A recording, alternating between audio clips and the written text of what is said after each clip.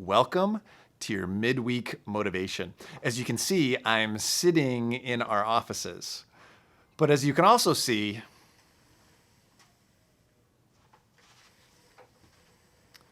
they're pretty empty. We're doing our best to abide by the idea that we gather when it's essential. And so this morning, I had a number of things I had to do here that were essential. But we're doing it to try to accommodate and help people. And yet there's many buildings across the United States that are empty because of fear. Fear of this thing called death. Fear of this idea that the virus that we're dealing with is harmful. And it totally is. And we know that people are dying. In fact, cases are rising, and there's a lot of things that are being said that are causing more and more fear for people. In fact, I read an article just yesterday about a guy who was trying to stoke fear and calm it all at the same time. And he said, with cases exploding all over the place, we really shouldn't be talking about cases. Why? Because there's exponentially more cases than any of us even realize. Which was his way of kind of stoking the fear. What? There's more cases than we understand? Yeah. Because think of all the people that didn't have access to tests when they had it, or people that had it and didn't know that they had it and never got tested, or people that didn't get tested when they did have it. And so the cases that we have that are out there that we know of are way fewer than the number of cases that are really out there. So what his argument was, instead of looking at cases, we need to look at hospitalizations and deaths. And what do we know about hospitalizations and deaths? Well, we know this. It tells us something very clear about humanity, and that's this: we're human. See, viruses impact us as humans, and it causes problems. It always has from the beginning of time. There's a chance, a likelihood that at some point you will get sick. If you've never been sick before, then you're an anomaly, because we all get sick. And whenever we get sick, there's also a chance that we may die. But you know what? There's a 100% chance that we will die. In fact, the likelihood that you will get out of this life alive is very slim. In fact, as far as we know, there's only 2 people that have never died, and there's only 1 person that has died and then come back to life and is still alive. The likelihood that you and I fit into one of those categories is statistically impossible. So there will be a day when we die. And so we live in a culture right now that is talking about that is using the D word. It's talking about death. And so what's our role then as a church? What's our responsibility when it comes to death? Well, guess what? We have a huge responsibility when it comes to death. Is it our responsibility to stop it? Is it our responsibility to prolong it from coming? I actually don't think so. What's our responsibility? Our responsibility is to talk about what happens when it does come.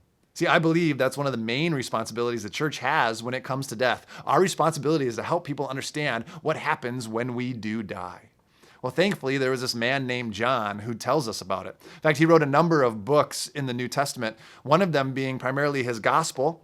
He's known for writing the Gospel of John. He was a disciple that was loved by Jesus. He was one of Jesus' followers. He saw him firsthand. He was up close and personal. And he wrote his gospel and then wrote another book called 1 John, both of them named after him, both of them with personal experiences of what it was he saw of this man named Jesus. And what's great is he sums up both books. In fact, the first one, he sums up his gospel. He says this, that he wrote these things so that we may believe that Jesus is the Son of God. He said because of what he saw, he could very clearly say that Jesus was the Son of God. And then he wrote the book of 1 John, and he sums up 1 John by saying this: this is written so that we may know that those who believe in Jesus Christ will have eternal life. See, John was great. He wrote to those who didn't believe so that they would know that Jesus was the Son of God. And then he wrote the next book saying that Jesus is the Son of God, and we may know that when we believe in him, we will have eternal life. See, I believe that's the primary responsibility of the church. And as believers in the church, being the church, not the building itself, but being the body of believers, what role do we play when it comes to death? It's not our job to try to prolong it. It's our job to help people understand what happens when it does come. So in this season of Christmas, I know this is going to sound weird, but do this. Talk about death. Why? because we celebrate the fact that the one has come that will give us eternal life. That Jesus came, that he came as a baby in a manger, the greatest gift of all, so that we could talk about death. Because death, it's not the end, it's only a doorway.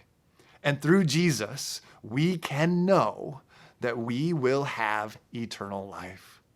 So I pray that we use this season not to be fearful, not to not talk about death, but rather use it as an opportunity to talk about death.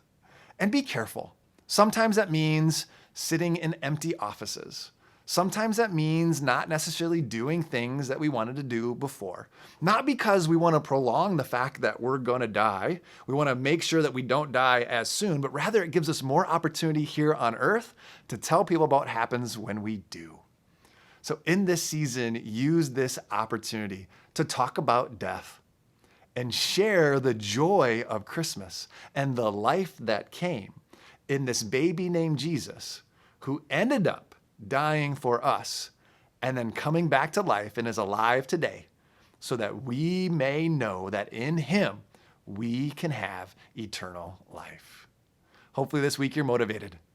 Through Christmas, talk about death. And when you do, share the hope of Jesus with everybody you come across. Have a great week. See you next week.